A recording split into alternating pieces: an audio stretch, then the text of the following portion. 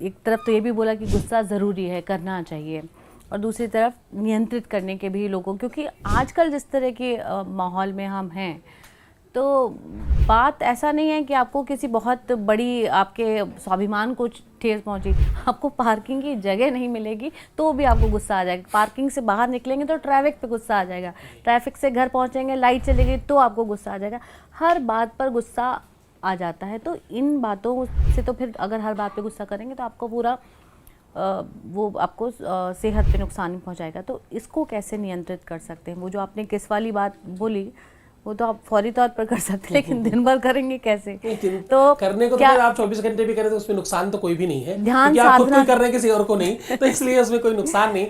कुछ ध्यान साधना से, कुछ मौन से, किसी और जी मैं आपको इसका और एक बात बताता हूँ।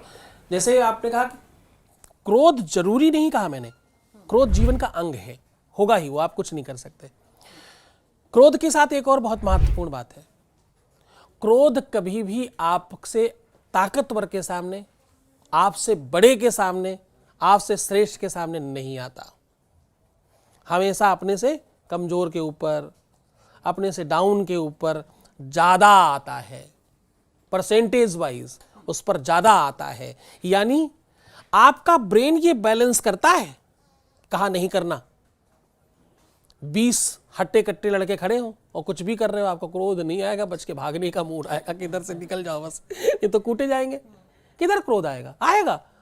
20 लोग रिवाल्वर लेकर खड़े हो और आपको लिटरली गालियां दे रहे हो, आपको क्रोध आएगा कि प्राण संकट में लगेंगे, भाई किसी तरह निकले कैसे, बचे कैसे?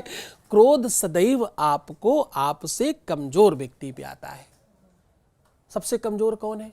जो आपका सबसे क्लोजेस्ट है, वो सबसे कमजोर है, क्योंकि वो उसे चिंता है आपको खोने की। माँ बाप, भाई बहन, बॉयफ्रेंड गर्लफ्रेंड, ये बेचारे एक दूसरे को खोना नहीं चाहते, इसलिए उसकी क्रोध को सह रहे हैं, और जो सहन करता आप उसी पे जाके उड़ेल देते हैं सारा कुछ। इधर उधर से कचरा उठा के लाए, उधर जाके फेंक दिया। तो क्रोध आपका जब ब्रेन ये जानता है कि कमजोर पर आना है, तो सदैव अपने को सबसे कमजोर समझे, दूसरों को सबसे ताकतवर समझे। न जाने कौन क्या ताकत लेके बैठा है, क्या नुकसान करेगा। कभी भी बहुत बुद्धिमान व्यक्ति को क्रोध नहीं आता। अतिशय बुद्धिमत्ता, अतिशय जानकारी, अतिशय नॉलेज आपको शांत बना देती है, क्योंकि आपको पता होता है वेयर, व्हेन और हाउ।